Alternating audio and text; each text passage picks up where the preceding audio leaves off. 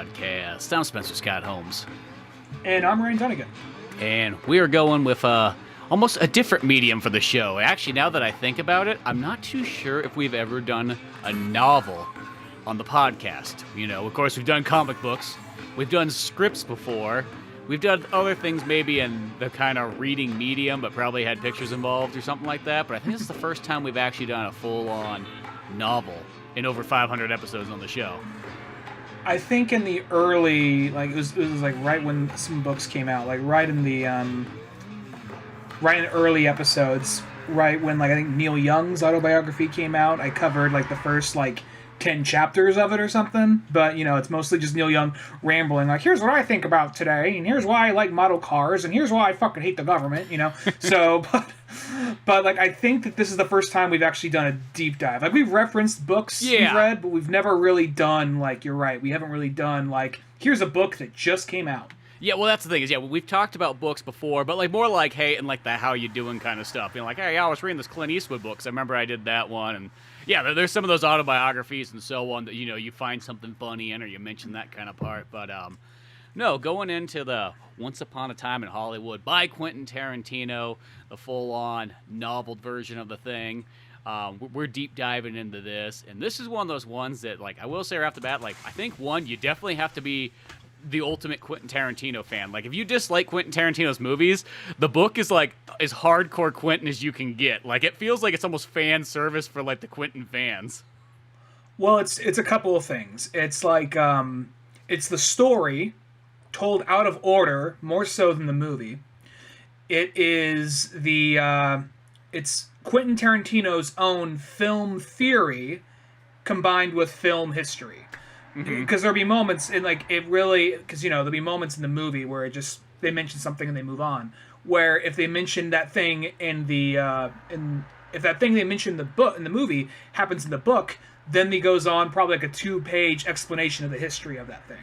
Yeah, so, and that's kind of the cool thing about it, is it gives you a lot more explanation to the scenes, gives you a lot more kind of world-building type stuff in there, and just kind of expanding on longer scenes, and then just different takes, because the thing is, it's not just a straight-up, book where it just goes through the movie, pretty much mostly the same. Maybe there's a couple things a little bit different, but all in all, it's kind of just a retelling of it.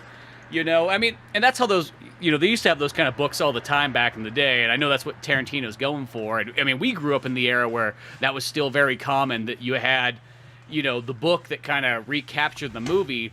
And I remember I didn't think much of it as a kid. I was like, oh, cool, I got a Godzilla book, or cool, I got some of these other ones and so on I'd pick up here and there. Or I have a Mortal Kombat one. I thought that was amazing to have.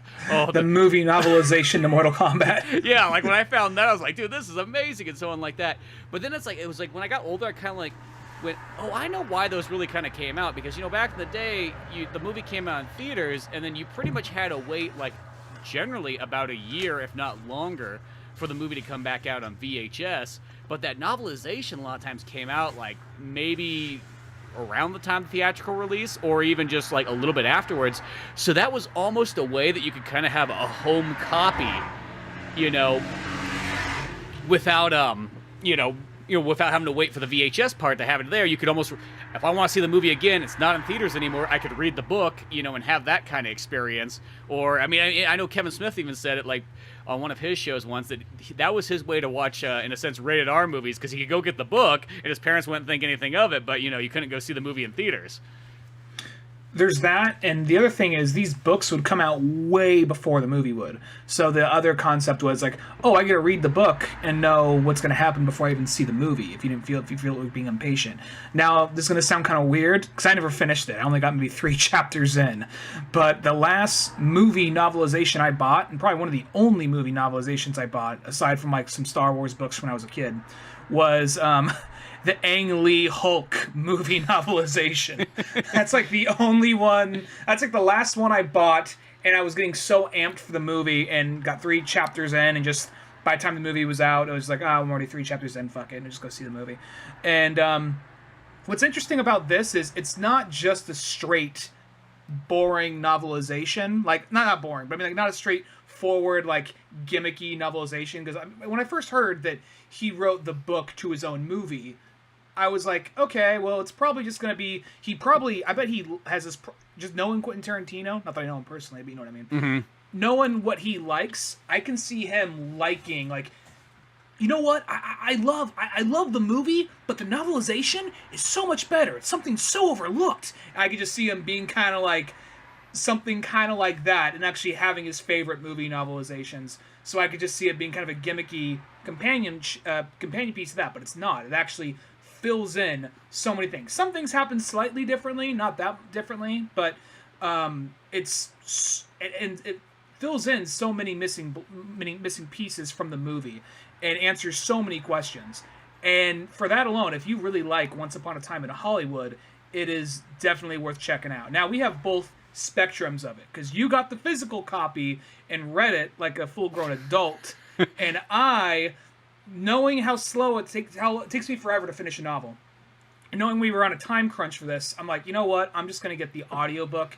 It's read by Jennifer Jason Leigh, and it's really, I'm going to say it's a really good audiobook, because she might change her voice slightly or her tone depending on the character, but she's not doing that thing that so many other narrators do, where they're just like, it's a guy like, I'm a girl now, this is how I talk. Yeah, oh god, or like when it's little girls, because I always just think it's, even though I like Scott Brick doing Jurassic Park, but it's just when it gets to Lex, Timmy, it's just like, geez, just say it like a man, just don't say it like you think you're a 5-year-old girl, you know what I mean? Just, but no, like, I was one of those ones, like, this book was like kind of hard to get for a second, because at first it was like Amazon's like, oh yeah, we might not have this till the end of July. I'm like, well, what the fuck? I'm like, I don't really want, I mean, I'll get the Kindle one if I have to, but this felt like one of those ones I'm like, I kind of want the real book of this, so I kind of went on the search. I went to like a legitimate bookstore, and for some reason they didn't have it, and I kind of kept searching some other stores, and all of a sudden I'm like, I go to the grocery store, I'm like, I know this is such a long shot, but you know what?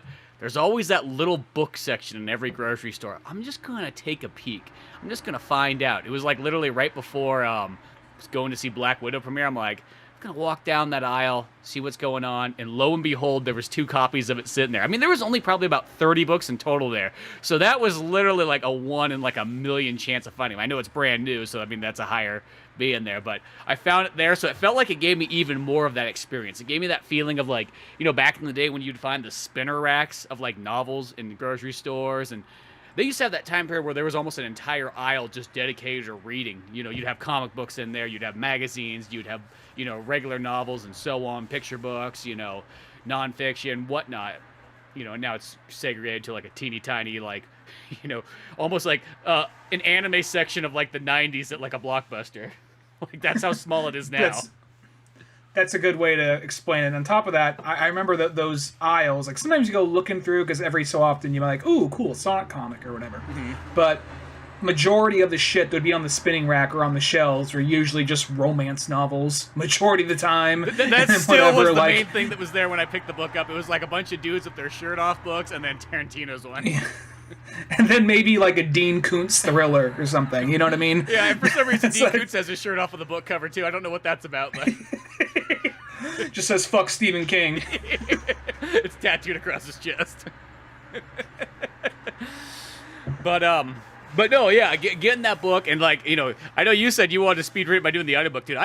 This is one of those books that, like, I tore through this thing. I mean, there was one day I read 150 pages in once, and I, like, haven't done that in a while in the books. And it's not saying that something about, like, I enjoy reading a book and so on like that, but that always feels like that kind of falls on the back burner of back burners. You know, it's like after working on projects, you know, then it goes down to like, okay, I'm going to watch movies and play video games, then it's going to go down, then I'm going to read comics, and then kind of books sort of ends up in that low end that, like, hey, if you got some time, sure, but, you know, you run out of that time lots of times. But this was one of those ones that's just like, I sat down, and maybe it's just, you know, the material itself and just really adding into an already amazing movie, and then just adding all these extra details that really make a huge difference. And what I really liked about the book too is it almost didn't, like, it focused a lot more on like almost other things around the movie instead of just telling the main story and then adding extended scenes. It's almost its own like companion thing. But I definitely think it's one of those ones, like, it'd be weird to read this book without seeing the movie, though. I feel you'd be super confused. Yeah, I feel that way, too. But it also seems like something kind of like, if you were just to, like, read the book and watch the movie, it almost has this vibe of like every so often you'll see a movie based on a book, and then 15 minutes in you're like, oh shit, they're already at this part or something like that.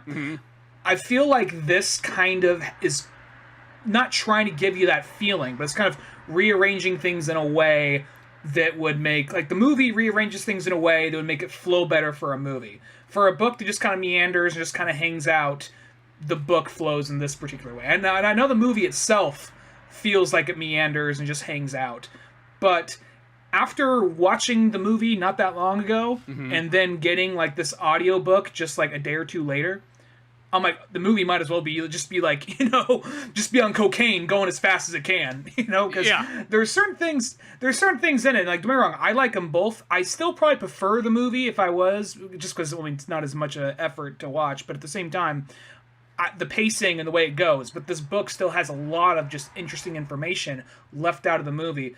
And the thing about it is, like, I feel like if you read this book and it lightly jumps, like, after this, Rick would go on, spoilers, Rick would go on and get his illustrious career in Italy, X, Y, and Z. When they got home, some hippies would attack him. They'd kill those hippies, and it would get him more roles just from the publicity. It's like, wait, you're just gonna plow over that. Like, if you're reading this book, you'd be like, you're just gonna dust over that. You're just gonna throw that aside. That should be. And then if you saw the movie, like, oh, okay, good, they are putting this part in there. Yeah, that's what I mean, because it's like, it literally, in a sense, gives away the ending of the movie about chapter 3 almost. It was like so early on, I'm like, and yeah, it does just sort of brush it by. And I think the whole thing was, I think Tarantino's kind of looking at like, yo, this is made for the person who really likes the movie, and this is, your extra fill-in kind of stories. Like, in a sense, because I kind of noticed it's like, all the action scenes in the movie, generally in the book, that, it kind of realizes it's like, hey, action doesn't work nearly as cool in books, so we'll save that for the movie, but we'll give you all the fun details in the book. And I feel like that in a sense makes sense to me, but it is weird though. Like, when I saw that, I was like, that's why it would be strange to read this book before watching the movie. I think you sort of need to watch the movie first. Well, plus, aside from extra scenes, there's also just him going into background and history of the different characters. Not just Cliff Booth and Rick Dalton, but other characters as well, like Pussycat, for instance. Yeah. Charles Manson, even. And it really just takes its time with it, and it actually works out. And it does just kind of jump from thing to thing, and sometimes, like, oh, right, that we were over here doing this thing. But when you're right about the action scenes, it kind of just, like, the whole thing with Bruce Lee, rather than just make you reread the whole scene with Bruce Lee again, what it does is it says he fucking hated Bruce Lee for this reason. And he kind of goes into, like, stuff we didn't see in the movie. Like, day one, before they were on the set, he saw Bruce Lee doing this and doing that. Then he heard stories about this. He heard stories about that. Some of it is just fictionalized. Some of it is stuff that apparently did happen. And then a conversation between Rick and Cliff. And he's like, Rick saying, man, that guy's really good. And Cliff saying, he looks good. He's not that fucking good, though. Getting all pissed off about it. And then just quickly summing up what happened in that scene. Or if it's a scene we've already had in the movie, he expands on it by a lot. Yeah, exactly. I mean, even just small stuff. Like, I remember, like, you take, like, because the thing is, in the movie, in a sense, all the Charles Manson type stuff really kind of is just sort of there in the background. And in this one, it adds chapters to it. I mean, like, that Pussycat, like, kind of background of that. That was one of those ones where it's just like, that was such a bizarre, and it's like, well, it's like I'm assuming it's all just real. I'm like, I didn't do the Charles Manson research, but I'm assuming Quentin Tarantino did. But the fact that, like, there was this 14-year-old girl and her dad happened to pick up Charles Manson and be like, hey, this guy seems like a great guy. I'm going to bring him home for dinner tonight. He looks like Rasputin. Like, well, that seems safe, right? It all worked out over there in Russia. And then he brings him home. They have a hell of a time at dinner and so on. And then in that moment, she just decides, or like he convinces her, hey, let's go run away for 2 days and so on. And then they run away. And at some point, like, Charles Manson just says, like, hey, okay, here's the thing. Your parents are probably worried. Like, yeah, you just stole their 14-year-old doll. I'm pretty sure they're really worried. But it's like, you got to go back home, and this is what you got to do. You got to get emancipated. So you just got to marry, like, any swinging dick that you fucking see in high school. The second you marry him, you fucking ditch town, and you come running back to me, and so on like that. And then, so she goes and she does that, which is one of those things just like, holy crap, you're going to go after this weirdo like that, so on. And then the dad, it breaks up the family. The mom's like, I can't take this anymore, so she divorces the dad. The dad decides to go find Charles Manson and shoot him in the head with a shotgun. But when he gets there, Charles Manson convinces him, that he's like, hey man, dude, you just gotta come and hang out. Here's some of my girls and whatnot. We'll drop ass. It'll be a good time. And then next thing you know, they're best fucking buddies. And he's sort of like a offshoot member of the family. Like, what the hell? Like, I almost felt like if that was in the movie, that almost would have been just really more interesting too, in a sense. Well, it's also one of those things where it kind of, Charles Manson, he doesn't need any help making you hate him. No. At the exact same time, though, that makes you hate him so much more. And it's also like, it's kind of funny hearing Cliff try to run through his head, because this is what Pussycat is telling Cliff. He's like, so let me get this right. And he just basically replays the whole thing. And where he's going to blow this dirty hippie's head off, instead, he wants to join his cult and hang out with him. And he's like, yeah, pretty much. He's like, I don't fucking get it. Yeah. Like, Cliff is like, I'll say, as great as Brad Pitt is in the movie, there's so many things in this that make Cliff so much funnier. Or added scenes that make him, that develop him and make him, just funny as fuck. Wait, this sounds so weird. This is how I sort of look at, it's kind of like Batman v Superman, and sort of, in a sense, Rick definitely has more scenes in the book too, of course, but it's almost that sort of thing. I feel like if Brad Pitt was Superman and Rick was Batman and so on like that, there's a lot more Brad Pitt scenes in the book. This almost feels like, man, Brad Pitt sort of got his scenes kind of cut in the theatrical version. That's how I sort of felt about it.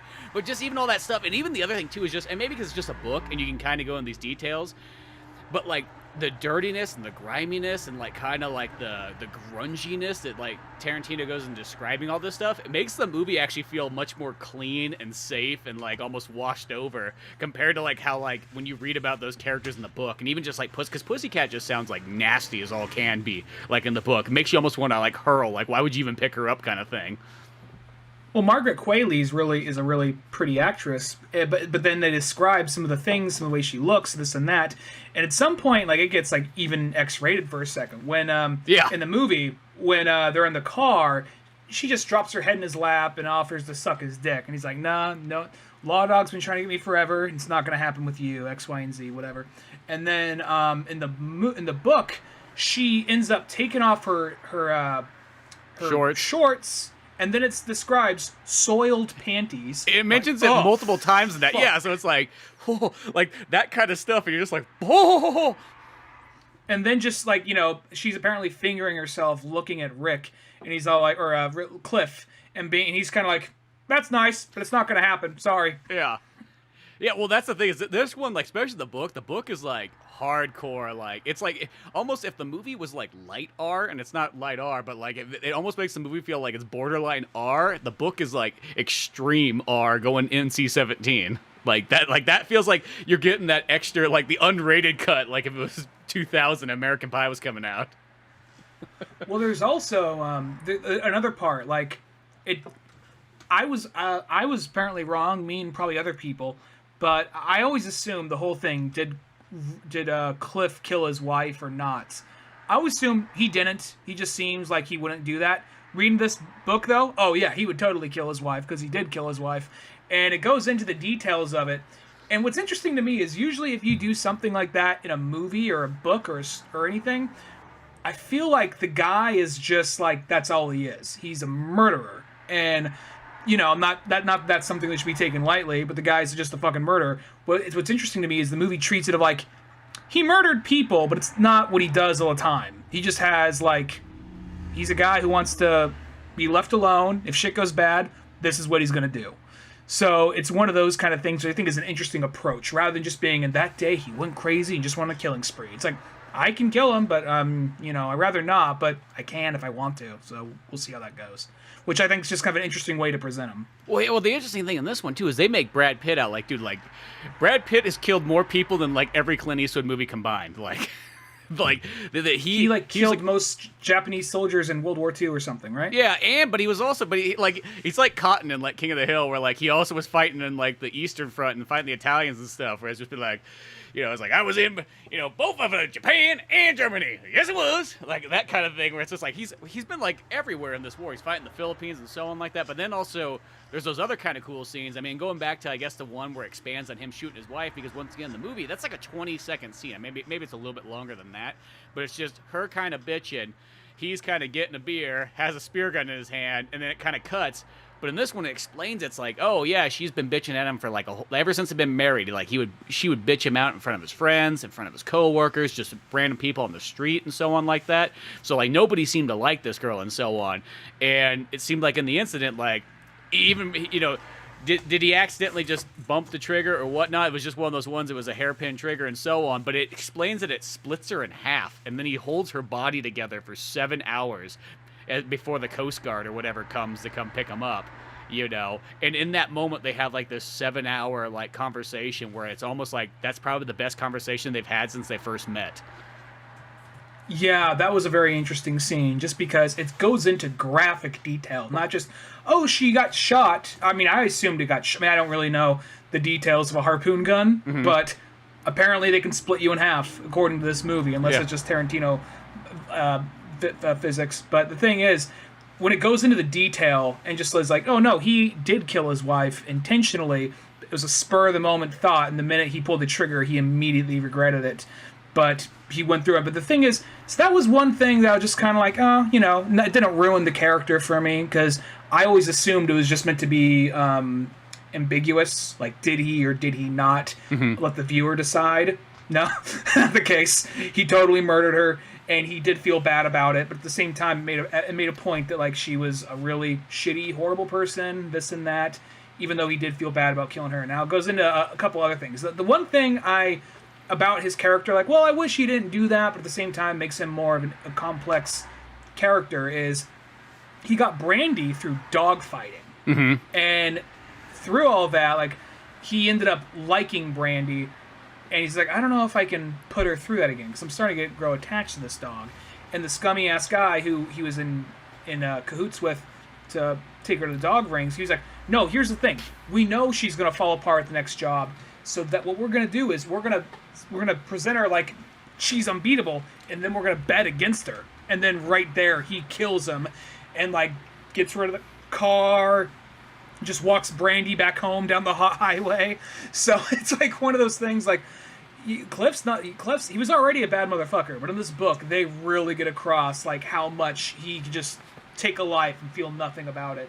Well, because that's that scene too, before you go any farther on that, like, because that one's really, it builds up even more into that too, because that's the thing. And I guess the dogfighting thing, I know it's like, it makes sense though, because like, why would the dog have all these like great skills of like fighting at the end? So like, that's where it kind of comes from, but it's like that guy that was a buddy of his that owed him money, and it was like, that's the thing that makes it more interesting, is they were good friends. He knew he's kind of one of those guys that kind of a fuck up, but Cliff sort of took care of him, because that's sort of what Cliff does. He kind of takes care of like messed up people in a sense.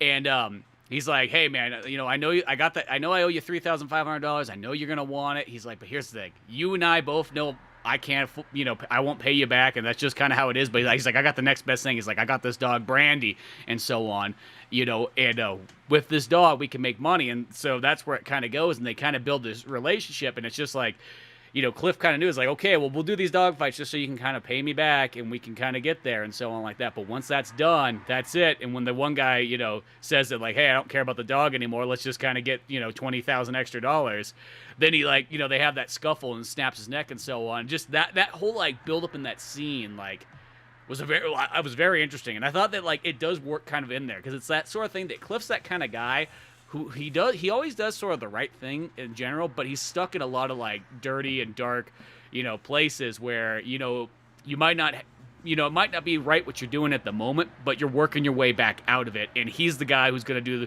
the tough job of like what needs to be taken care of. Yeah, that's a good way of putting it. And there's the other part.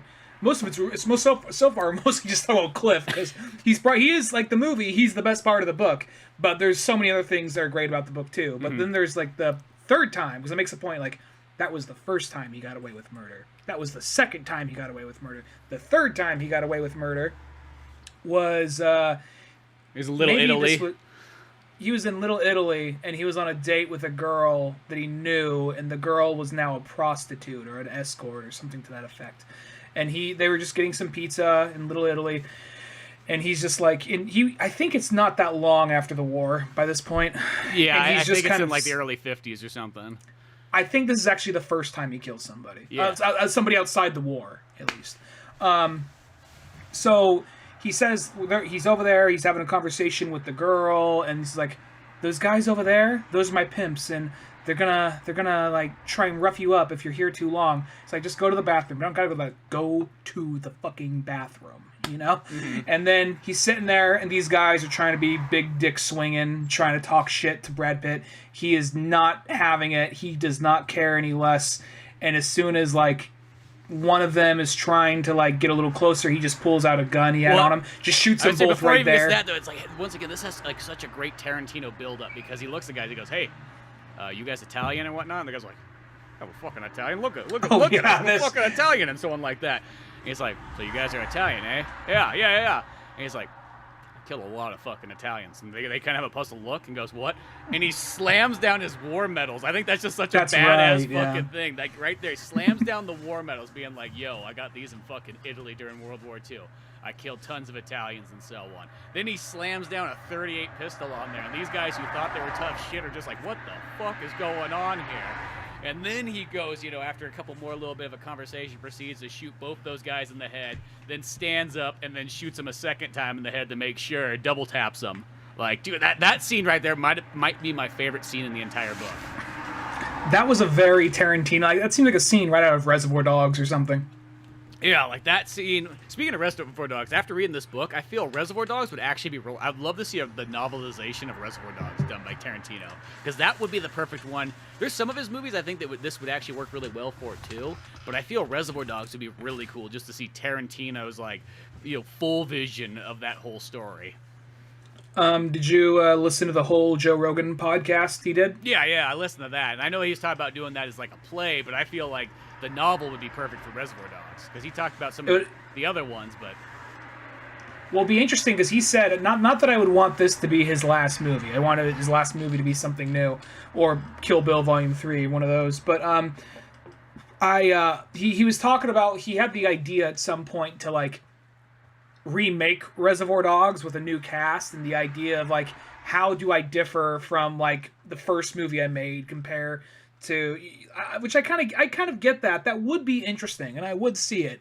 But another part of me is like, I know Reservoir Dogs by now is like almost a 30-year-old movie, but I guess it doesn't feel like it to me. It still feels like kind of new. Not new, but like it doesn't feel like old enough to warrant a sequel to me. But I guess a movie that's almost 30 years old would by this point, I guess. Or like a remake. Well, I think if he didn't have this like master plan of 10 movies, though he technically has more than that, but at the end of the day, I think the idea that like just the idea of being like, hey, like that's like something that like if you made that like in your 70s would be kind of interesting. It'd be like almost if Scorsese said, hey, I'm gonna make Mean Streets again, but now at my age. I just think the idea of that, I know some people will be like, what, that's kind of weird, but I'm like, I think as a creative, it's just something's kind of interesting about taking like the very first thing you did and sort of remade it, now with everything you sort of know. I remember Trey Parker and Matt Stone mentioned that like a while back, that would be kind of a fun idea to do if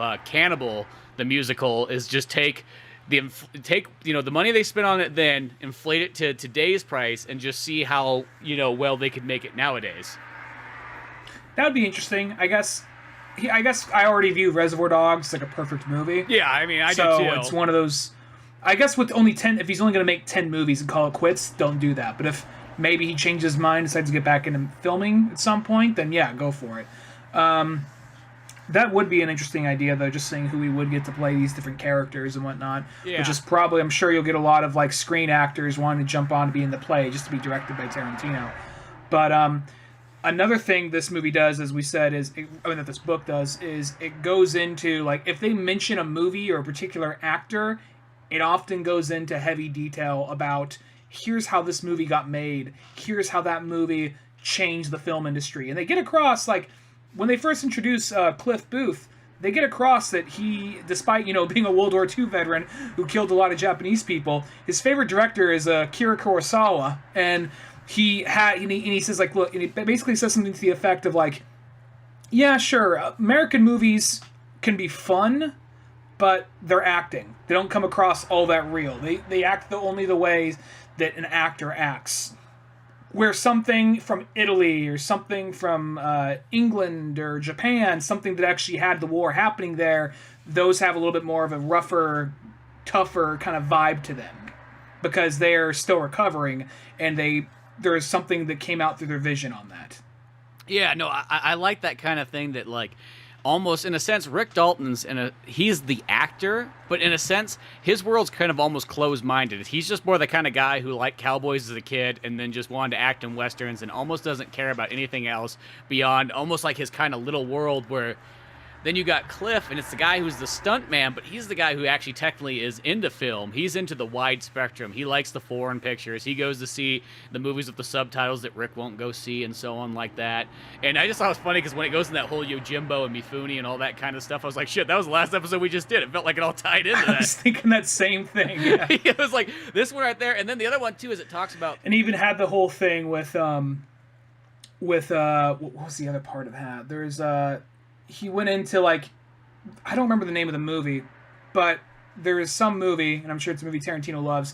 It was like a first, like, very graphic sex comedy, and people saying, it's just porn. Like, well, that's just what the critic says. He asked, like, Martin Schwartz, he asked his secretary, want to go see this movie? And he says, like, yeah, you got a blowjob on the way there, and they had a nice time watching the movie, and then kind of goes into, like, this is the first movie that helped kind of usher in a lot of nudity in movies, kind of help normalize things. At the time, it seemed very graphic, but now, in comparison, it'd be somewhat tame.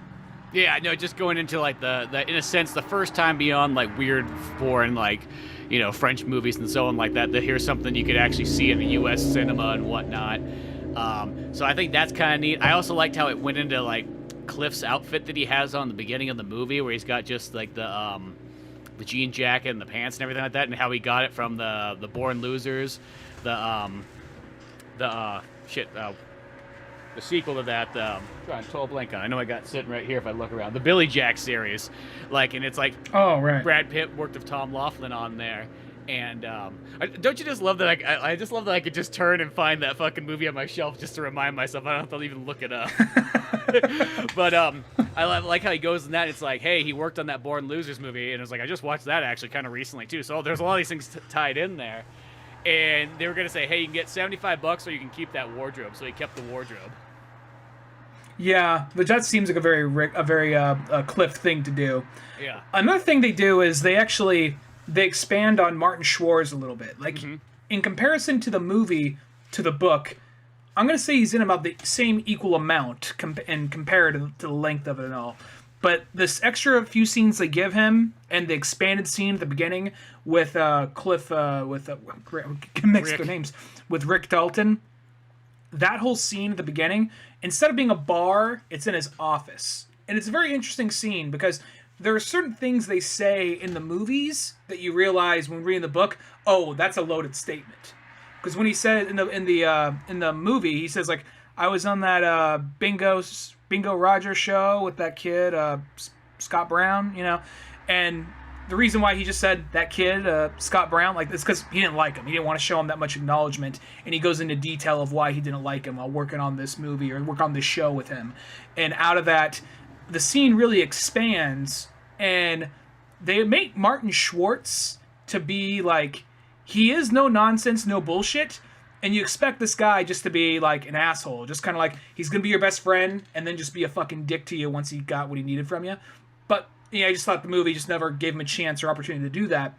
But the book, it's like, no, he's actually a really nice guy who's looking out for people, but he's going to tell them like it is. Yeah, that's what I kind of liked, is, like, in a sense, the Al Pacino character just full on, he's helping out Rick like nobody's business at the end of the day, but he's going to be like, hey, I'm going to tell you, if you're going to screw yourself over if you're in this, like, you know, these pilot seasons and so on, be on these TV shows, and just having the longer one there. And then, I mean, just it's even just like the little, like, almost like running sort of narration commentary that kind of adds to it, just to dial in these other characters and things that are kind of mentioned, and small stuff that gets kind of passed over. I just think all that stuff in there is just really cool. You know, just to add that extra bit of detail. I mean, I know it sounds like, it's like, yeah, that's like what a book sounds like in general. I'm like, yeah, but you know what I mean? Like, it's different when you get, like, sort of like, hey, here's a director, and it's almost like he's giving you, like, almost his notes, it feels like. I'm glad I got this. How do I put this? I'm glad this movie and this book came out way later than, like, let's say Jackie Brown or Kill Bill. Just because I first off think I would have way more appreciation for this movie now, as well as this book. Because this kind of style of writing, I could not stand back in high school and early college. Now I've kind of come around to it. Maybe it's not my preferred stuff. I prefer stuff more streamlined. But for being the kind of book this is, which is kind of like a meandering book, and it's kind of like if someone has a thought, we're just going to focus on that thought and let it wander the way someone would in real life probably. So I think that really helps this book, just because all the little details, like so many small things. Like when he's on the set of Lancer, Rick Dalton, and he's having that back and forth with Jim Stacy. He says a few things, like you can see he's a little irritated about the not getting the Great Escape. You can see he's a little irritated about that, but this book drives home that is like one of the sorest points for him. It's always brought up, and these two, even though you may not notice it right off the bat in the movie, in the book, there is, like, tension. They're having all these kind of, like, subtle, passive-aggressive, kind of coded language at each other. Like, something that's, you can't really say, that guy's being a fucking asshole. But between two actors, and kind of know what's a sore point, what's this, what's that, kind of, like, fucking with each other, but being kind of, like, not really at the same time. Yeah, well, just even the small stuff, like, when he's kind of sitting there in the chair, kind of, like, he's, like, thinking to himself, he's like, okay, that asshole hasn't fucking come over here and introduced himself to me. It's his fucking show. He's got to be the man to come over here and introduce himself to me. You know what I mean? Just little build-ups like that, like, you know, that's the civil way to do it and so on like that. And just, yeah, it really expands on that character too and whatnot. And just even like when they have that sort of bar scene at the end where they're kind of like just kind of talking actor shop and so on and getting kind of drunk. And then there's like the Tarantino's dad in that scene and what have you, or stepdad, whatnot.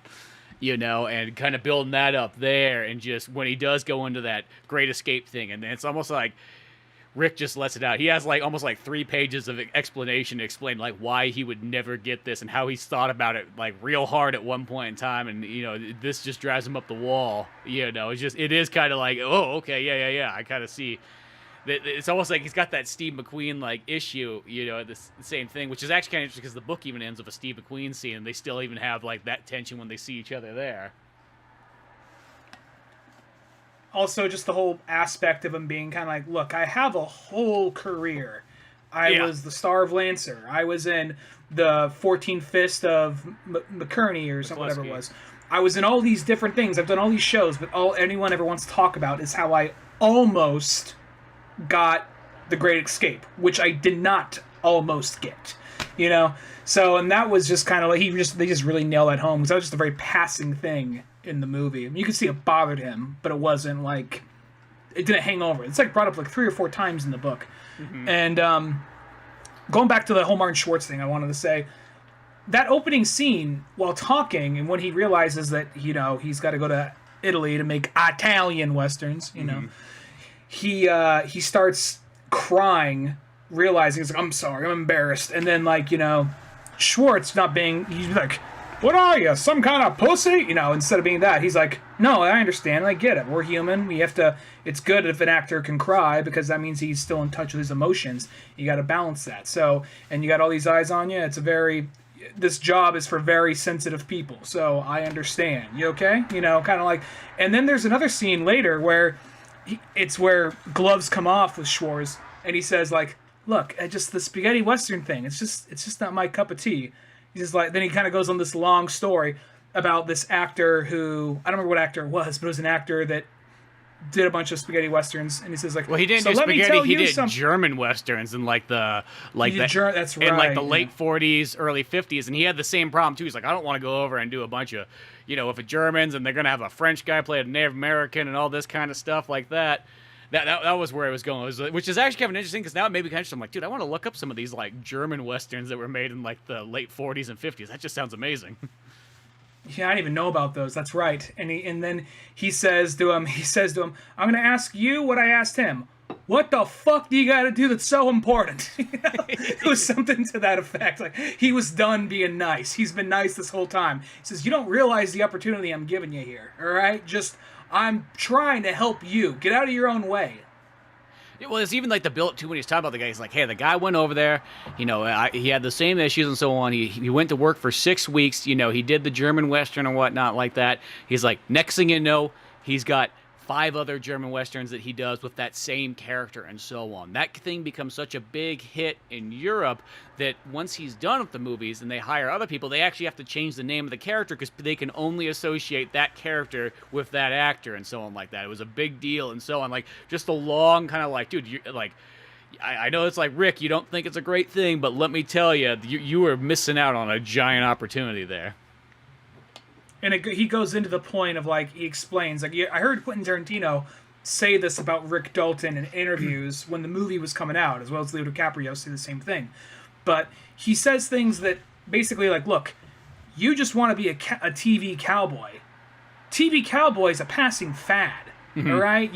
At some point, you could have got rid of your pompadour and could have done this and could have done that. But I hate to tell you this, but times are changing, and with that, movies are changing. Film is changing. So you can act like spaghetti westerns aren't the next big thing and aren't going to have aren't going to like change the film industry, or you can just keep on getting your ass kicked in every pilot you go into. Yeah. Well, it's that sort of thing because that's like almost like the interesting kind of dynamic of this movie is it's in that time period where Hollywood's going from like the classic old studio style to like the independent or like somewhat more independent, risque, hardcore, new Hollywood of like Martin Scorsese and kind of proto like George Lucas and Francis Ford Coppola and all that kind of stuff right there. So it's just like the teetering part, when things like Easy Rider and stuff kind of come out, and it's just like, in a sense, because Easy Rider at the end of the day is a cowboy movie, but just that is about the most modern cowboy movie you could have at the moment. They also do a lot more with Sharon Tate in the movie too, in the book. I mean, yeah, they definitely kind of. Oh, go ahead. Sorry. I was just gonna say is that like they definitely give her more stuff. Like they even talk about how she even got from like she comes from like Texas to like California, and she kind of like hitchhikes there with like, which is kind of funny because it almost feels like sort of like that almost seems like that's a setup for like one like the Charlie's Manson like girls, but it's like, oh no, that's Sharon Tate. She just randomly hitchhiked her way to Hollywood thinking that she was gonna that was her only way to get there and so on, and she finds an old cowboy guy who just all he does is go out to the rodeos and wins belt buckles and so on, and has a little scene right there. That, and then there's also, like, because I guess the thing about the movie is you just watch Sharon Tate having, like, a chill, easygoing Sunday to herself. Mm-hmm. But the thing about that is when you read it in the book, it's kind of like, here's what she's thinking about. That reminded her of this. That reminded her of that. And it also goes out of its way to, like, it kind of makes you, like, not really care about Roman Polanski. Like, it acknowledges his skill, but also just makes him seem kind of like a fuck up at the same time, and like has little man syndrome. Because like Steve McQueen, I don't know how true this is, but Steve McQueen and Roman Polanski fucking hated each other. Mm-hmm. And there's that part in the movie when he sees her and he picks her up and spins her around. He's like, McQueen would do that all the time just to fuck with Roman because Roman knew he wasn't physically strong enough to do that. Yeah, exactly, because it's just like one of those. What kind of makes it like that? That gives the same thing too, where it's almost like you have your World War II kind of like actor guys, your Macho Man, the tough guys, and so on like that, and then you sort of have like your new wave guys like Roman Polanski, who are just kind of like almost a little like, kind of like, artsy fartsy, like that's what they. I mean, they make very detailed movies and so on like that, but it's like they didn't go to war. They're not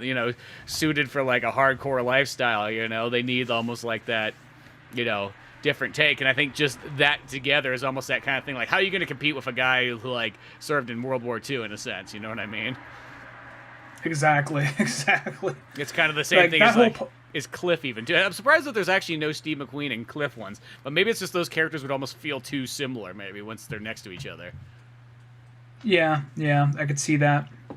Well, it doesn't hold a whole lot of like. I guess we lightly mentioned the Bruce Lee thing because you know won't go into the whole thing with it. But I mean, I guess because since Tarantino's on the media circuit pushing the book, the Bruce Lee conversations popping back up again. And in this book, though, it will say, even though it says he was kind of like full of himself and a little arrogant, at the same time, it acknowledges what he would become and the impact he would make, and he was talented, and he was like, it's almost kind of like saying, yo, he was being kind of a dick at this point, but at the same time, he deserved all the good, all the can't think right now. He deserved all the success he got because he was really talented. He was really good, and this and that. Well, I think as people kind of forget that, like, it's weird how it's almost gotten kind of forgotten, but there used to be a time where it's like, I always feel like there's two types of Bruce Lees. There's the wise sensei Bruce Lee, which is the only part that's kind of remembered, but then there's also douche Lee, which you see it in a lot of Chinese movies and stuff, too,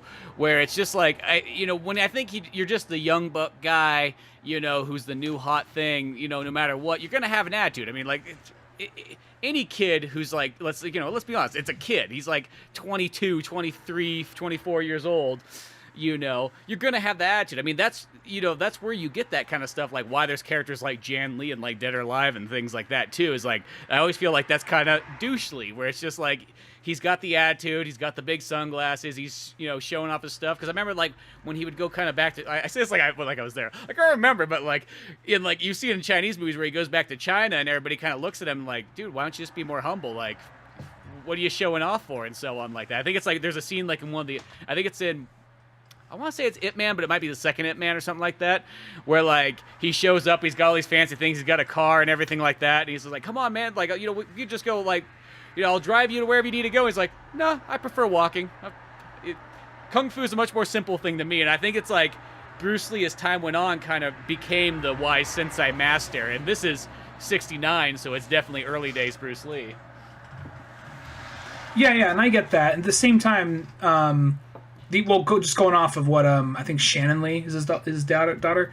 What she said is like, well, also to keep in mind though, you were an Asian guy, and he was an Asian guy in America in the '60s, surrounded by a bunch of like cocky dudes in the film industry. So he had to be equally as cocky back to him. So it's kind of like a give and take kind of thing, half and half. I mean, granted, we weren't there; it's all just hearsay. But at the same time, I do like that this book, because the movie, it does portray Bruce Lee as kind of a dope.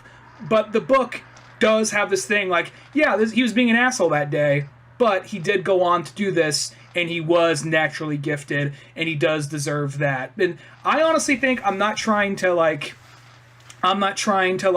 rewrite it for Tarantino or anybody.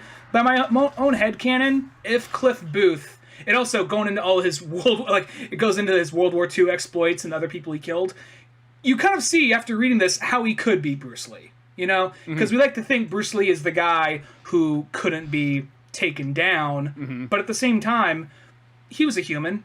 I could see Muhammad Ali knocking him out, Yeah, well, and I think that's the thing, because I think people are getting all kind of weird up against Tarantino, but it's really one of those things. It's like, one, in a sense, Tarantino's kind of the guy who almost reintroduced Bruce Lee back to people once again, during the Kill Bill era and so on, kind of like bringing it, once there. And I think the thing that Tarantino's just kind of doing is, I think he's just saying like, hey, it's almost that thing like, people sometimes almost worship Bruce Lee a little too much, you know what I mean? Like, let's just say, hey, he's a real guy. He's not the greatest person of all time, I mean? He's really good. It's not saying he's not like a master, but like, in a sense, it's that sort of thing. I always feel kind of bad for someone like Jackie Chan. Jackie Chan can make over 100+ movies, but you know that those 4 Bruce Lee movies are always held at like higher regards than anything he's ever done. Though technically his stunts and his kung fu and all that stuff almost are like, he's like 10 times, if not beyond, like, the capabilities of Bruce Lee, but he'll always be kind of second-class citizen to Bruce Lee. Yeah, I think the other thing to go with it is Bruce Lee was a philosopher, and he was the first big martial arts star to make it big in America. So I think that's the other thing he has. Well, that's the thing, and I but think it's because he died young. That generally always gives you that like continuous fame. It's, puts you in the Jim Morrison kind of category, puts you in the Jimi Hendrix section. You know what I mean? Like, and then you're kind of locked. I don't know what it is. Once you die young, you're locked in as like legend status forever. Bob Marley, all that kind of stuff. No matter what, it's like you just become kind of like the best and so on. I mean, don't get me wrong. I love Bruce Lee more than like anything else. Like, I'm not denying any of that, but I think it is one of those ones you almost got to give it that 360-degree view of like, it's like, yeah, he's not like in a sense like a god sent here from like another planet, like he's Goku or something like that. He's just a guy who kind of like brought martial arts movies to America in a sense and made it kind of popular and cool, and that kind of spreads into like what we get to nowadays. Yeah, and the thing I was going to say, I almost would, in my own head canon, I'd like to think if like Cliff Booth met Bruce Lee a little later, like 73 or 72, something like that, that he would be kind of like, okay, he's changed. He's a little bit more humble now. He's cool. Like, I could honestly see if he got, like, Bruce Lee got his ass kicked by somebody, I could see him being like, I gotta see how this guy functions. I gotta see how this guy works, and then kind of get respect for him, Yeah, and I think really, like, the main thing is that, because it has been, like, said before in multiple things. I remember there's a stuntman guy on the Bruce Lee box set, or whatever that we got, that talks about the same thing too, that when Bruce did, he had no respect for American stuntmen. Well, Cliff Booth is kind of like your main stuntman out there, so of course he's gonna kind of take a little bit more, I think, offense to a guy who's coming around, slapping around your stuntmen and so on, and guys in the industry and so on like that. So I think that makes sense why he was. Yeah, probably in the longest run, especially with Cliff Booth's kind of attitude and so on, the way he sort of is, I think that they would have came around together. Even, who knows, even by, let's just say, like, 73 or whatnot, or 72 when they do an Enter the Dragon. You never know. Yeah. Well, also, to bring it back around the Cliff Booth and the stuntman and, like, having respect for stuntman, this and that, there's a chapter, in that same chapter, I believe, where they're talking about these, is like, you won't find this as the official name, but what people in the industry called a ringer. And being the thing where it's a stuntman who's not a regular stuntman to the show. He's just kind of a fill-in for the day. That's what he's portrayed as.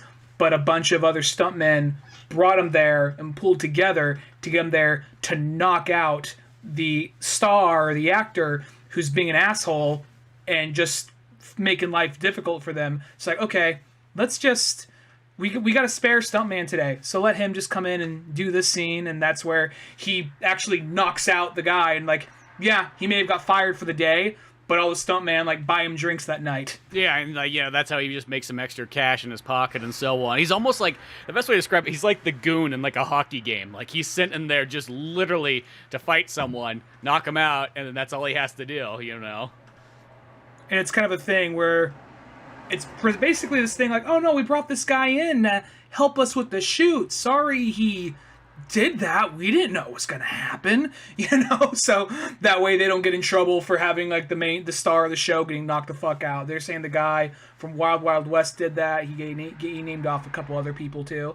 But I just found that to be really interesting, because that's another thing about, I know I said this already, but it really kind of goes deep into like, I know some of it's fiction, but he goes into politics of filmmaking back in the 60s and early 70s, and goes into all that, explaining how everything just kind of changed, how everything like there's even the part when like he has when Rick Dalton's talking to Martin Schwartz, and he's saying, okay, that movie did pretty good in Germany, did not do that great in France, but it did good in Belgium, where they speak a lot of French. So, all right. And then kind of going down like, okay, so I think we actually have a chance getting you in this, getting you in that, just all the little details like that of how, like, what goes into making a movie. I mean, some of the stuff we already kind of know, but just hearing it in a scene, which is you don't see too often in movies. Yeah, exactly. That's what I mean. Is you don't see it like a whole lot, and kind of like fictionalized with nonfiction stories too at the same time, giving you sort of history lessons, behind the scenes stuff. Like, that's definitely the other thing too, is I feel like this is like, I know it's titled Once Upon a Time in Hollywood. I feel like you should know what you're getting into, like, with that title alone, but it is made for like the person who's really into like movies and real, because like that's what I was once like, I feel if you're kind of a casual person, you're like, hey, I've seen a Tarantino movie before. Like, this book would probably be almost a little bit over. You'd be like, holy shit, what the hell are we getting into here? Like, you know what I mean? It's like they start talking shop like half the time in here of like, you know, the movie business and stunt organizations and so on. One of my favorite parts is actually they explain how and I could totally see this being a scene in the movie. I could totally see this. Like, Rick did not like Cliff when he first joined the set of Bounty Law, and going off saying like he didn't like him because, quite frankly, he was wearing the same suit as him and he looked better. Just didn't like him, and then he wanted to prove that he could do his own stunts. So there's a part where it's to get lit on fire, and it goes into this elaborate thing of how they mixed up the suits and it didn't have the proper chemical on it, so it just went up in flames. The dye that they put in there was what. They had everything right, but they forgot that they dyed it with, you know, a certain dye that was like 80% flammable. That's what it was, something to that effect. And then, like, it happened, and Rick did the thing he knew he wasn't supposed to do, but he couldn't help himself. He started running, and that's where Cliff just said, Rick, you're standing in a puddle. Drop to the ground. And they became best friends ever since. And then, like, after that, like, around, like, not too long from that scene, he's talking about he was trying to get in the mindset, and that's where he realized he killed people? How many people? And he started counting how many Japanese? At least 16. You know? Like, just counting. He's like, well, how do you kind of get in the mindset, like, of killing a person? Like, well, you're never going to kill a person because you got a career. So here's the next best thing you can do. And goes into this big, long monologue about get yourself a pig, feel the pig, get to know the pig, feel around, just feel the life in the pig. And when it starts to cozy up and warm up to you, get a knife, stick in its ribs, turn it, and it's only going to take about 30 seconds, but those 30 seconds are going to feel like 3 hours. It's going to squeal, it's going to writhe, it's going to bite you, it's going to do whatever it can to get out of it. And that is probably the closest thing you're going to legally know what it's like to kill a person. And then, like, Rick's thinking the hypotheticals, like, well, I have to get someone to help me carry the thing in there. I'm going to get blood all over my pool, you know, this and that. Like, fuck that. I'm not doing that. Yeah, I love how he just, like, he goes through all the things, he talks himself out of it and so on. But yeah, like, just that whole explanation of, like, how you take, because he even talks about, like, before, like, yeah, he's like, you know, I'd sneak up, you know, when we're in the Philippines and we're attacking the Japanese and so on like that. You'd wait for a guy to get, like, a rock in his boot or something like that, and then you'd come up right behind him, cover his mouth, stab him, you know, hold him until he, you know, kind of bled out and just turn into a big old, you know, thing of dead meat in your hands. Yeah. His war stories are really interesting. Because that's the thing, is there's like, that's these, I feel like once, I know we said this like when we walked out of the movie theater, but like you literally could just have like the Cliff only movie, and I think that thing would be pure amazing.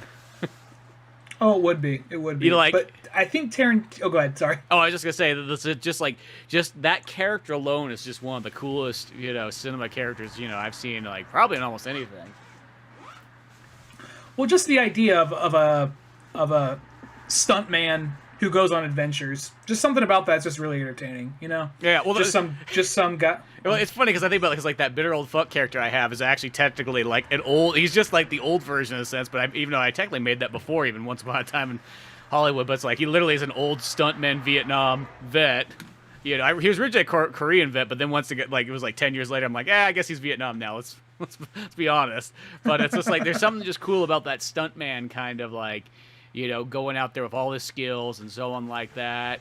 You know, and putting them there. I mean, there's also another scene I remember I thought was kind of weird because I was like, where was this scene going? But then I saw where it ended up like a couple chapters later. But there's like in the 50s, like Cliff is like in France or something like that, and he needs a job, and he talks to like a bunch of pimp guys and so on. I mean, like it literally goes in like this like long chapter of this like French pimp guy trying to explain to him like the whole like how pimping ain't easy in a sense, but like it's got like the most amount of fucks that you probably could have in like a novel of like 5 pages. It's like fucks like every like fifth word in there or something like that.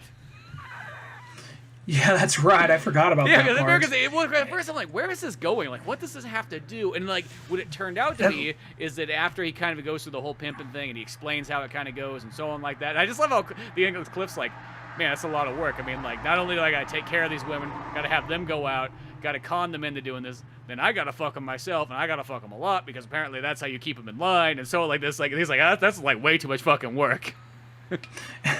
And I think that leads into The Charles Manson thing. killing the Italian guys or something, right? Killing the Italians. No, maybe that is that. Because he's on a date with a girl who's an escort. I thought that was a separate scene, though. Like, because I thought that might be separate, yeah. But what that really led into was that, like, that was almost like how when he saw Charles Manson, he kind of realizes, like, oh, this guy's kind of pretty much that's right. he's doing the pimp thing, really, in a sense. He's, like, manipulating these women, using them, having them do all, like, the bidding and so on like that. And, like, it kind of, that was where the sort of the tie was in there. Oh, yeah, go ahead.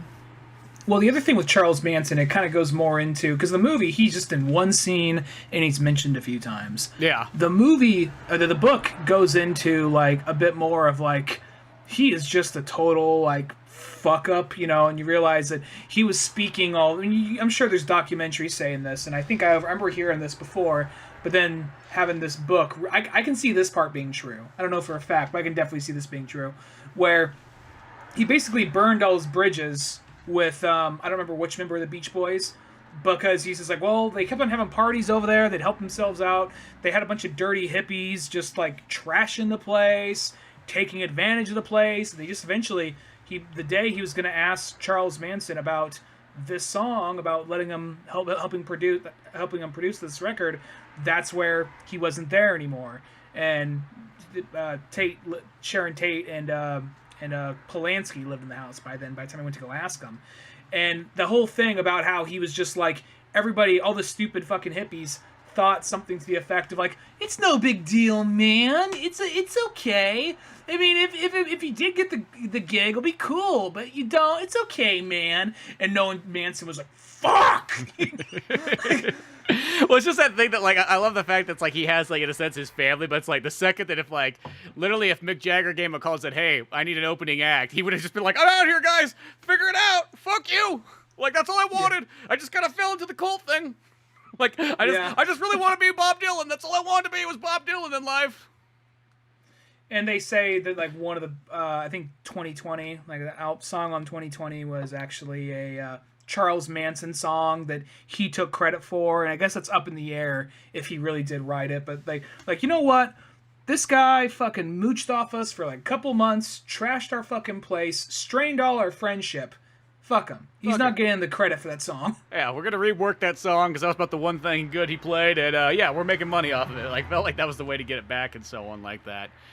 And they kind of went into detail of like how like he was good, but he wasn't Neil Young, he wasn't Bob Dylan, he wasn't Crosby, Stills, Nash, wasn't this, wasn't that, and that was a dying genre by this point. So why do they want to hire him?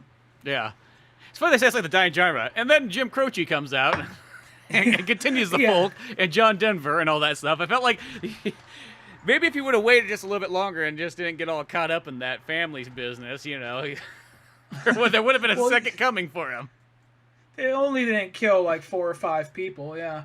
And then like, but the other thing on top of that though, it's also like, yeah, because it was, I know I wasn't trying to be like, yeah, that music's fucking dead. Like Neil Young's my favorites, but at the same time, it's like I think that was the perspective of like a producer, like a Beach Boys producer by that point. Yeah. And through a producer, it'd be like, it's dead. It was popular 2 years ago. It's never coming back. Never. I'm like, all right. Well, you see Jimi Hendrix play at Woodstock, you're like, yeah, if you're not doing that, what are you doing? Yeah. You know what I mean? Like, I think that's sort of what happened, is that, like, finally there's, like, this electric guitar, and there's distortion, and there's the introduction of, like, huge solos, even though they had that before, but you know what I mean? Just, like, this massive, like, you know, in a sense, the rock and roll band, the Rolling Stones and whatnot, but, the other thing that's kind of interesting, too, is the Charles Manson one, too, is they also go into one of those creepy crawls, and he has a scene, and this actually right here, I feel like, when they go through it, he's kind of, like, using, like, I think it's Pussycat and everything like that, once again, and like when he's explaining when they break into like the rich neighborhood and so on, and they're going in, and she's like, her viewpoint, he's kind of questioning her the way, like almost like a teacher in a sense, and she's kind of going like, oh, all these people are fucking rich and all this sort of so on like this, and they're all fucking, you know, the enemy and whatnot.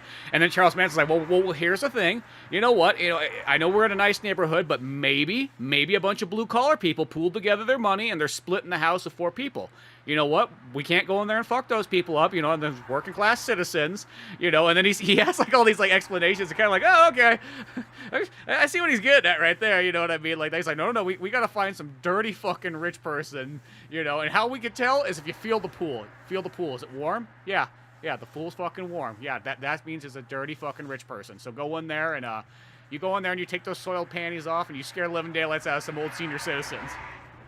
Yeah, that whole part, because it has this. That part was creepy because you're just waiting on something to happen. Because another thing about that is it kind of gets to the point of like Charles Manson's not really there, but he's in Pussycat's head more or less, and almost has this thing like she's having a conversation with the Charles Manson in her head, and saying kind of like, "Okay, is the pool warm? Pool's warm. Who? How many young people can afford to keep a pool warm at night? The grass is cut nice and clean." That means That means that they probably have a gardener. Mm-hmm. Go inside the house, check the vinyl. The vinyl is a bunch of Broadway musicals and shit from the 40s. Yeah, they're old as fuck. Yeah, so kind of going through that, and then like, oh shit, are they gonna kill people? Are they gonna kill people? Because you hear stories about other. I don't know the details, but I think there's other people that the Manson family did kill, or at least were associated with killing. Wasn't it? Well, was Sharon Tate and her friends the only ones? I thought there was other ones he tried to get people to kill. There might be, because that's the thing about Charles Manson is he didn't kill anybody. He obviously just orchestrated this, and that's where that weird theory is that Tex, you know, was the one who did the killing of Sharon Tate and all that stuff. It technically wasn't a Charles Manson thing, but that's obviously up in the air, you know. Well, it's also like Tarantino even gave his opinion, saying, well, I think it was more of a spur of the moment thing. I think they were going there to investigate, and then something happened. He said someone pulled up, X, Y, and Z. This happened, and then they were spotted, and they freaked out, and they said it's now or never. We got to go in there and do it now, and that's where it all went to shit. But I'm trying to remember. I thought I heard something that he orchestrated another death. So for a split second, I was like, is this what it's going to be? But I could definitely see some weird shit like the Manson family possibly doing that. I have no idea if they did do that. Just sneak in the house, fucking with them, and then, you know, running out of the house naked or whatever. But I can definitely see some weird, like, ass backwards hippie logic in that. It's almost like the Dane Cook stand-up where he just talks about, he's like, I just want to go to people's houses and just kick the front door in and so on like that. Don't steal anything. Don't touch anything like that. Just one of those ones, when they get home, they're going to be looking around going like, what the fuck did they take? It'll be weeks later. They'll be still searching. They're like, they had to have taken something. What the fuck did they take, though? I forgot about that bit. Just that sort of thing, you know. That's also what the creepy crawl kind of reminds me of. Just because I feel like that's what it sort of was at first. It was just like, hey, we're just fucking hopped up tonight. We're bored. We don't have fucking video games yet, so let's go out and fucking, you know, do. Even if we did, we couldn't afford them. Yeah, exactly. Or Charles wouldn't let it. He would just hog the Nintendo to himself. Yeah. You know, saying he's investigate it. See, those are always those many things. It's like, you know what? Maybe if we had video games, it would have kept there. You wouldn't be out running around doing creepy crawls at night. Because that's what happens when you don't have something to do. That's the idle hands with the devil's playthings kind of stuff. I'll say, reading this, though, I mean, I already hated the Manson family, of course, but reading this, or in my case, listening to it, it did make you just like, yeah, fuck these hippies. It really doubles down on it, you know? Well, and not even in, like, the murder aspect, but just the whole kind of, like, idea of, like, how fucking stupid you have to be to fall for this shit. And I know, granted, he got a lot of people from broken homes and all that. Yeah, well, because I kind of think about that. Like, you sort of look at kind of broken people, like, you sort of known throughout life, and you kind of go, shit, at probably 15, they could have got captured by Charles Manson like a Pokemon and been on that ranch. You know what I mean? Like, there's sometimes that kind of thing. It's like, I think it was, the older you get, especially, you're like, well, they're a fucking idiot. And especially if you don't have, like, a broken family or any of that kind of stuff, you know, and you're kind of a little bit more well-educated and so on. But you could just see if you're just kind of a dumb 14-year-old that doesn't have anywhere to go, you hate life and so on like that, it would be, you know, in a sense, like Charles Manson could prey on like emo kids in like the 2000s if he really wanted to and have a total army, you know. It just takes that right moment. Manson with like a emo reverse mullet cut. Yeah, exactly, you know. It's just one of those ones that it was just right timing and everything, and it's almost like he was utilizing like the hippie like kind of freedom type stuff, like kind of just worked out to his advantage. I think it's one of those ones like literally after that moment, people started going like, "Oh shit, we gotta be careful with this Freedom Act thing." You know what I mean? Like, let's go back to not trusting people again. Yeah. Yeah, we're a lot safer when we don't trust each other. Yeah, but I'll say this. One more thing we should probably mention about the book is, and it's kind of similar to the movie, but kind of expands on this as well. Whenever they're filming the scene for like Lancer or whatever, it does almost just become like a mini episode of Lancer for a second, and for a minute, you forget you're watching a movie about actors for a minute because you're just so invested, and then he fucks up his line, and then you're like, oh yeah, that's right, we're watching a movie about an actor, right? Okay. This has like full on like chapters where it's just an episode of Lancer basically, and I'm curious because Lancer was a real show, so I'm curious to know how much of this was like Quentin Tarantino just twisting it around or just rewriting this show or whatever, you know? Yeah, cool, because it goes into like hardcore details of like all the characters in there and Johnny Lancer and all that stuff. But like it's weird because it's like when I read it, like that show sounds like so like it almost sounds like a Sam Peckinpah movie. I'm like, all I was thinking was like that can't be what would be on TV though in '69 though. Like that feels like I could see that as a movie in '74 or something like that. But I mean, just the fact that like it's almost like. Johnny Lancer gets thrown out of his home with like his mom and whatnot like that, and then she has to become like a prostitute to like keep them alive and so on like that, and do all kinds of like weird shit, and then she gets like murdered in like a back room and gets her throat slit, and that puts him on this like revenge trail because at 14, it's like that always feels like typical. That almost feels like a very like Tarantino thing. It's like at 14 years old, his mother was her throat was slit, and then the jury found him not guilty of the man, so he spent the next 10 years. It's almost like a Batman story if Batman killed. He spent the next 10 years finding down, like, killing his mother's killer and the 12 jurors and putting them all in the grave or in the ground. That made me want to see like a reboot of Lancer or something. Part of me feels like it's a show Tarantino really loved that got canceled, and he wants that show to come back, so he's trying to get people intrigued and excited about it, you know? And there's no way, because there's some parts in the scenes where they're, saying fuck and shit and all that. That's not on the TV in the 60s or early 70s. So I am curious to know, like... Shit, that wouldn't be on TV technically nowadays, even like on regular TV, unless it was bleeped out. Yeah, or FX, yeah. Well, even FX is still regular TV. I mean, it's just. They say shit. They can say shit, but they can't say fuck. If it's like after 10 or 11, like sometimes they'll do that. Like Comedy Central did that with South Park a few times, I think.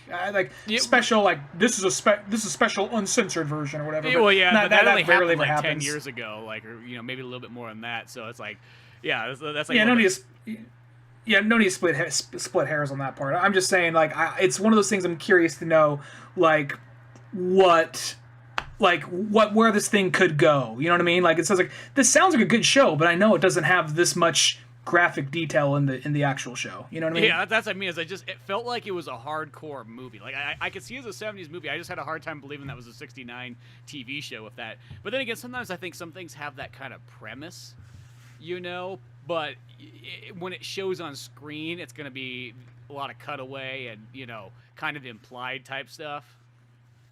Yeah. And reworded differently and safer and so on, like that. But it was very interesting, all the details they go into there and so on. Also, even coming to those details, like something else that's really neat about this too is they give more scenes with Tarantino and the little girl on the set and so on. And how they have almost more of like this, like, back and forth conversation. And even kind of to the fact that I like how it goes, even the end is, it's not the end is not the same as in the movie at all. But I thought that the ending in this was almost like a definite, perfect ending. Like, you could kind of have, like, just a nice, happy, like, puts a smile on your face. Like, yeah, that's the way you end it. Just with, like, I guess, not trying to spoil it too much, but I guess we've already talked so much about this. Not saying that you can't go out and read it, because now you'll get the more details. We're just giving kind of the overview. It's like, shit, you've seen the movie, but, like, I love how, like, there's that scene where, like, Rick's going over his lines, like, for the next day after the scene we see in the movie and so on like that, and at like midnight or something, the little girl calls him. I don't really know how she got his number, so on. I guess I don't know. '60s, but whatever. And she's like, "Hey, you going over your lines?" Like, he's like, "Yeah, I'm going my lines." Like, what, you call up to check up on me and so on, giving her kind of attitude and so on, because she's kind of been giving him attitude and stuff. I like how this little 8-year-old talks fucking shit. But she's like, "Hey, let's go over our lines together." And they go over the scene and they like kind of kill it and they like really act it out and so on like that, back and forth over the phone and so on like that. And then, the whole time, especially in the book, explains it more that Rick's kind of in that place where he feels like he's a washout. He feels like he's a loser. Like, he just doesn't really know what's wrong with him and so on like that. Just like things aren't going well. And then she kind of, after they do the scene, they're like, "Man, we fucking killed it. We're going to kill it tomorrow," and so on like that. The little girl's like, "Isn't our job amazing? Like, literally, like, isn't it the coolest thing in the world? Like, can you even believe that people pay us to do this?" And so on. And it kind of like makes Rick think for a second and go, "Yeah, that's right. Our job is fucking sweet. Like, wait a second. My life is fucking awesome. I don't know what I've been really complaining about this whole time. Like, I've been bitching and moping this whole time, and at the end of the day, I'm living the fucking dream." And then it just kind of ends, and it's like, "Hey, tomorrow we'll go on the set, we'll kill it." And then it's like almost like the last line is like, "They went out and they fucking knocked that scene out of the park." Yeah, that's a really good way to end the book, I think, just because it did have this. I'll say the only part that really, because there's a lot of parts that just kind of linger and meander, but in a good way. The only part that really kind of went on too long for me was there's a part when they were debating about, like, that's where Caleb wants to take my character and make her his child bride and this and that. And that part, like, okay, I fucking get it. Like, that part just kind of went on to me for a little bit. But beyond that, the rest of that, their dynamic and their scenes together worked really well, and that was a great way to end it. And I kind of get why, because like they ended it this way, because it doesn't end with a big awesome action scene, which is the preference, but at the same time for this book, the way it's going, it is much more of a day in the life with like some flashbacks. And since a book doesn't need, I think, to end with an epic action scene. I think that's best for visual media. I think for reading, this one kind of solidifies like the overarching of the Rick character in a sense, being like the whole way through. Because the other thing is interesting in this one is they really, other than just like mentions of Italy and so on, it never goes into like the Italy part or anything like that too much. Other than like there's that one scene where they're like Brad Pitt's character's over there, and there's that old drunk actor, whoever. Like the one rule on the set is you don't give him fucking alcohol. He doesn't get money. He doesn't get this. It's like he's got to be sober and so on like that. And I love how like when Brad Pitt sees him there, he knows he's not supposed to give him alcohol, and he decides to give him the Jimbo just because it's like, fuck it, I just want to see what happens. And like even Rick's like, "What the fuck you doing?" Like, "I do it again. I don't give a shit." Yeah, that's all he's like, "I do it again in a heartbeat." But yeah, it does have a lot of those things where it just suddenly jumps ahead. Like that's when they were filming one of their spaghetti westerns, or in Italy. So, but for the most part, it doesn't have very much in a sense like the book almost takes place in like those 2 solid days, and it doesn't have like the future scenes. I was like talking about the future scenes. They have jetpacks and fight robots and shit. Yeah, those scenes. But I don't know. Overall, I think for anybody who's a Tarantino fan and just a movie fan in general and so on, like this book really does add a lot of great value to Once Upon a Time in Hollywood, the movie, and so on like that. It's like you got like this random. It's like when we were on like, in a sense, when we watched the Super Mario Brothers like extended cut, and you got those extra 25 minutes. Now it's definitely way more than that, but it's almost that kind of thing where it's just like you gotta see it just a little bit more depth. You gotta see more Dennis Hopper. You gotta see that. That's what this thing almost feels like. It's like getting that extra extended cut. It's like getting the Justice League, 4-hour cut, or 6. What if it was it 6 hours or 4 hours? 4 hour. 4 hours. I was getting confused with an Italian movie I was watching, but it's like one of those ones where like it just gives you that so much more extra details, the characters, scenes, and I actually think that being in a novel form just kind of it gives it like maybe a gimmicky feel, but that's not like a bad thing, It's just like, hey, here's this cool little extra way you can kind of indulge, and it's something different for Tarantino. I mean, I bet you for him, it's like, hey, it's like almost taking a little bit of break from what I normally do, I think it's super cool. Mm-hmm. Well, it also, reading this, because, he says that he's done with movies after his next movie, and he's going to do plays and books. Reading this makes me look forward to future books he's going to put out, whether it be just film theory books or fiction, Yeah, no, I think both doing like, Yeah, both types of stories. So that's the other thing too. Is I'm looking forward to like all his books. He's gonna like his history books and so on film because I feel like that in itself, I think in a sense, because Tarantino spends a lot of time in between movies. I feel in those in between times that's when he does all this ridiculous research and so on. Yeah, it definitely shows in his work. Just how many just throwaway lines he has about film history or this actor, or this producer, or this set designer. So.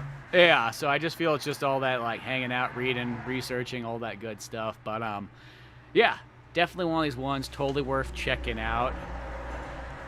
I would say a definite must read, but beyond all that, you got any final thoughts on this?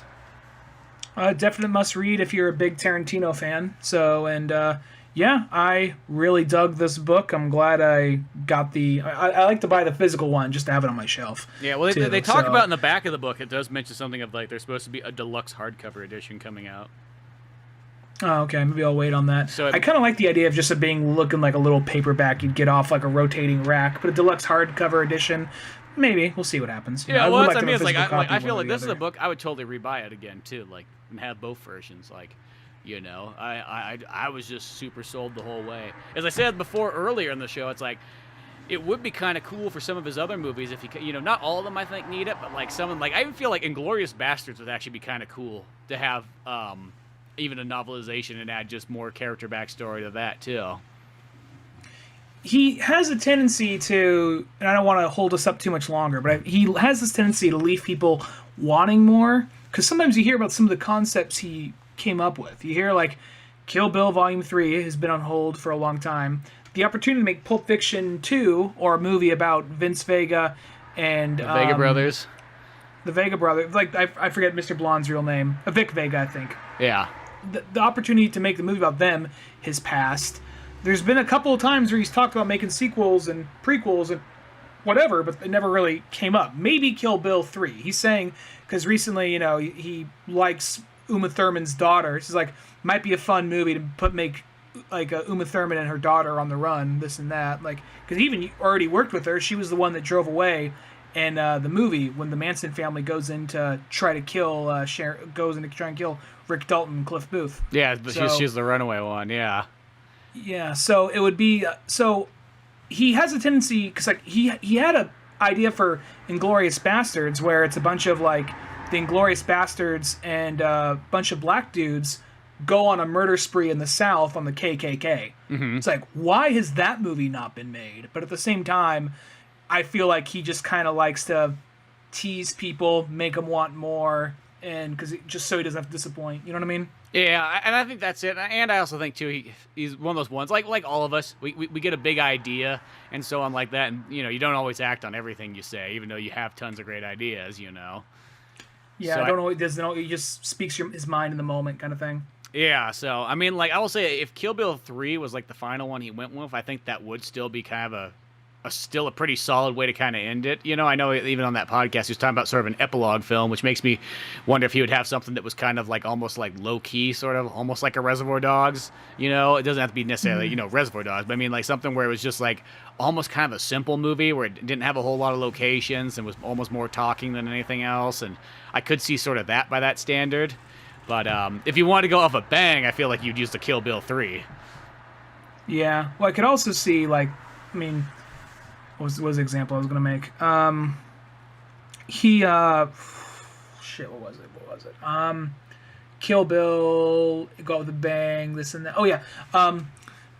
For a minute, Once Upon a Time in Hollywood almost seems like a movie that, oh, wow, this is the first movie he made where no one got shot or got brutally killed. This is almost just kind of like a comedy. It's just more of just kind of like a dramatic comedy. And then I'm like, oh wait, no, here it is at the end. Like, oh fuck, that's right. It's a Tarantino movie. Someone's gonna die fucking horrifically. Yeah. Like I watched listening to the audiobook made me want to watch True Romance again. And I was like, the whole part when Alabama is killing Tony Soprano, that part I'm like, this is like this isn't just like Pulp Fiction violent or Reservoir Dogs violent. This is like Inglorious Bastards, Kill Bill violent right here. I forgot about how brutal this scene was. Yeah, So, exactly. That one is. Well, I feel like it's Tony Scott can kind of probably push that envelope too, because it's like, dude, Tony just made blockbuster after blockbuster after blockbuster. Let him do whatever he wants. He wants to do the Tarantino script. Go for it.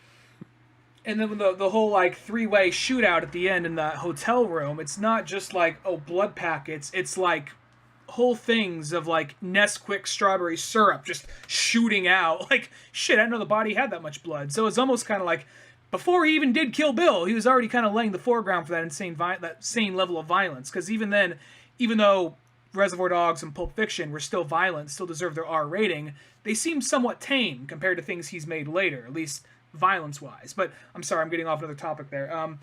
I'm wondering if his next movie will be some bombastic action film, or if it is going to, or even a big bombastic action film, just a couple of big violent scenes, or if it's going to be soft, toned down, you know? Yeah, exactly. And then I do kind of wonder, like, you know, I know he's got this in his head that he's going to do 10, but I think, like many people, you sit down on the couch for, like, a while, and then you kind of get that point, like, shit, I got to do something, like, you know what I mean? Like, that's like when the musicians say, like, okay, that's it, that's the final tour, and then I think they go home, and then they're just sitting there by themselves being like, well, this fucking sucks.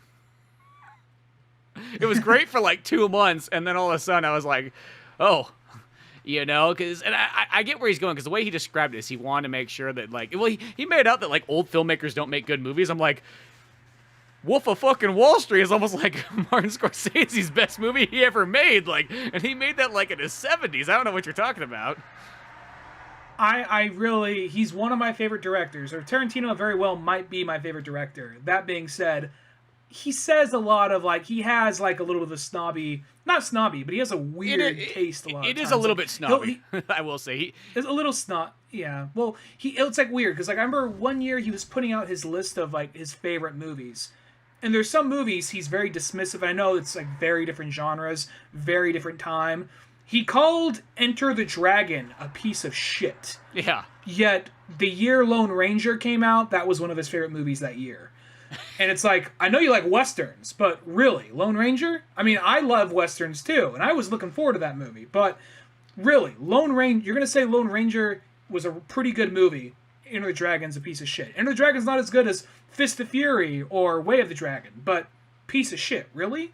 Well, and sometimes I feel like he does the sort of the hipster thing, be like, hey, Enter the Dragon's the popular one, so I'm going to say fuck that one, and I'm going to like the other one instead. Sometimes I think there is a little bit of that there, you know? Because I'll say this, you know, okay, Tarantino, when, let's say, Enter the Dragon came out, when he was 12 years old, I'm pretty sure he probably thought that movie was fucking sweet. You know what I mean? Like, I think he's just saying it in hindsight. Could you imagine a 12-year-old watching Enter the Dragon or whatever, and like 73 saying that movie sucks? No, I think it's, like, scientifically impossible. Yeah, exactly. So, you know what I mean? Like, it's definitely one of those ones that, like, I think sometimes, I think he likes to put down the big ones, sort of, you know, and I don't know.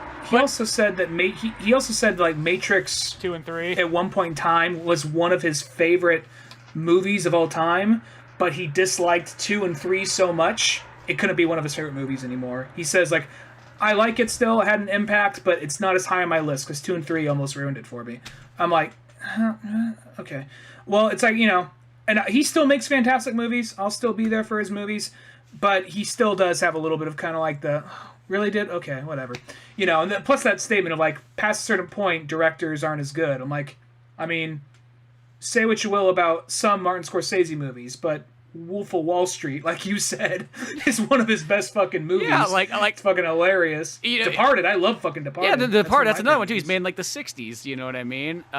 Shit, even Ready Player One by Steven Spielberg. I mean, like, I know it's like based off a book and so on, but I feel like that still showed that Steven still knew what he was directing. Yeah, exactly. But regardless, I mean, I'm still a big fan of Tarantino, and he's entitled to his opinions, but there's just some of those, like, you know, I guess hipstery things, but we all, every so often, I'm sure there's things we've said on this show that other people go, what the fuck? Yeah, you know, I Young know. Guns 2 over Young Guns 1, what? You know? Yeah, I know, every once in a while I'll meet somebody and like, they'll be like, what? But then I'm like, oh, they probably haven't seen Young Guns 2 yet, because I feel that's one of those ones, that's what you say, like, what, Young Guns 2 can't be nearly as good. It's like, you just haven't seen it yet, that's the thing. When you watch fucking Young Guns 2, you'll know what it's about. I know it's PG-13, and I know it has the cheap cardboard case, but trust me, it's the better one. Yeah, believe me, it's a fucking amazing Western. Like, it'll blow your mind Western good. You know, that might be almost one of the best sequels ever put out. That shouldn't be like you would never think would be that amazing, but yeah, no. I guess before we all ramble this all out, Once Upon a Time in Hollywood, check that out. We'll put a little link in the description there. You can go grab yourself a copy of the book in physical form, Kindle form, get yourself it in Audible form and have it read to you. You know, just like a little like bedtime story where Jennifer Jason Leigh, you know, reads you to sleep and pats your head. Well, you don't get that part, but you know. You can imagine it though. You can pat yourself and imagine it's Jennifer Jason Leigh. You know, pick whatever movie you want her from and just imagine it, and that's what you get when she reads it to you. But no, I fucking love the living daylights out of this. You did. Totally awesome. I don't know what more I could say. We talked almost more on this than like I even thought we would have been able to, but like. It's just that fucking good and that cool. Like, I almost wish we had more people to talk to about. Because this is one of those ones, like, a movie you can go around and talk to people about. Be like, dude, did you see this? Fucking awesome. This is one of those ones you're never going to have anybody else to talk to it about, except for, like, people that are hardcore into Tarantino. Yeah. But beyond all that fun seems stuff, I guess go to oldmanorange.com for more podcasts, comic books like Pizza Boys, old animations, and all that other fun stuff. I'm Spencer Scott Holmes. And I'm Ryan Dunnigan. We'll see you some other time. Later, folks.